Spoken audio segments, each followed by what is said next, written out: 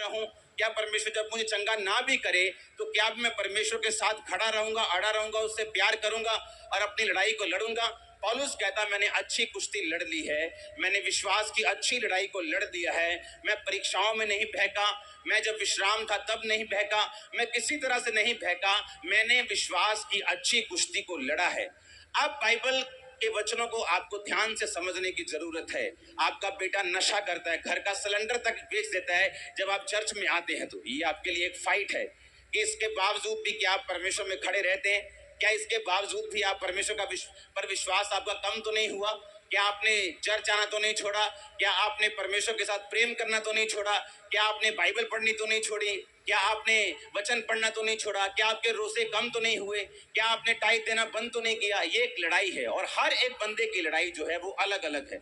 और बाइबल ये बात बताती है कि जो व्यक्ति विश्राम में रहता है वो ज्यादा काम कर सकता है उस व्यक्ति से जो लड़ाई में रहते हैं। अब लड़ाई आनी ही आनी है। बाइबल कहती है हर एक व्यक्ति अपना बोझ स्वयं उठाएगा। आमीन। मुझे अपना बोझ स्वयं उठाना है। मैं वचन सुन के अपने आप को तसल्ली दे सकता हूँ, वचन पढ़ के अपने आप को तसल्ली दे सकता हूँ, लेकिन जो लड़ना पड़ेगा वो मुझे खुद लड़ना पड़ेगा। अपने विश्वास को खुद बना के रखना पड़ेगा, अपनी प्रेयर लाइफ को खुद बना के रखना पड़ेगा, अपने रोजों को बना के रखना पड़ेगा। ये काम मुझे खुद करना पड़ेगा, क्योंकि परमेश्वर ने कहा हर एक व्यक्ति अपनी लड़ाई खुद लड़ेगा। दाऊद की लड़ाई क्या थी? दाऊद की लड़ाई ये थी, परमेश्वर ने कहा मैं तुझे भेड़शाला से बुलाया, जब तू भेड़ों के पीछे पीछे फिरता था तब मेरी आंखें तुझ पे थी। और बाइबल कहती है उसके भाई राजा की सेना में थे और सारे पाप में थे। कोई भी परमेश्वर के साथ सही रीति के साथ नहीं चलता था, सारे संसार की रीति के साथ चलते थे। संसारिक रीति रिवाज, संसारिक पार्टियां, संसारिक सिस्टम, संसार के हिसाब से अपनी लाइफ को बिताते थे।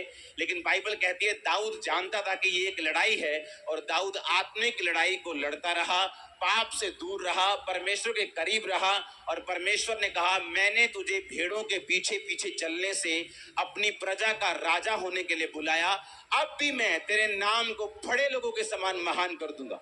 मैं आपको एक वायदा करता हूं, अगर आप परमेश्वर के पीछे लगे रहे, आपके रिश्तेदारों में टॉप पे आप होंगे यीशु मसीह के नाम में। मैं आपको सच कह रहा हूं, मैं आपको एक प्रोफेटिक वर्ड दे रहा हूं।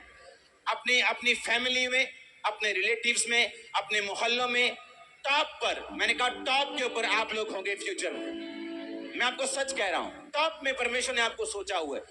अब दाऊद अगर ये बात सोचता कि मैं तो भेड़ बकरियों को चराता हूं, मुझे क्या फायदा हुआ, मैं तो परमेश्वर के साथ जंगलों में भी वफादार रहता हूं। आपकी लाइफ में भी जंगल का एक्सपीरियंस आ सकता है, जब आप अकेले हो जाते हैं परमेश्वर में, लोग आपको पूछते नहीं, रिश्तेदार नहीं पूछते, शैतान आपको तंग करता है, बीमारियां तंग करती हैं, परीक्षाएं तंग करती।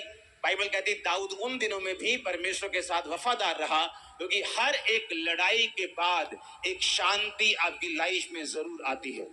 और जब वो शांति आती है आप उतना ही परमेश्वर का कार्य कर सकते हैं। बाइबल कहती है दाऊद के राज्य से भी ज्यादा जो राज्य था वो सुलेमान का बढ़ा।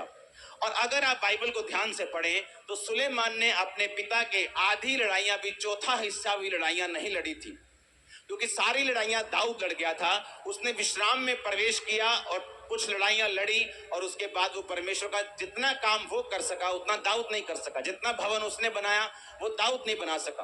और अब परमेश्वर आपको विश्राम देना चाहता है। बाइबल कहती है कि उसने आपको विश्राम में प्रवेश करने के लिए बुलाया। एक विश्राम स्वर्ग वाला है, एक विश्राम नीचे वाला है।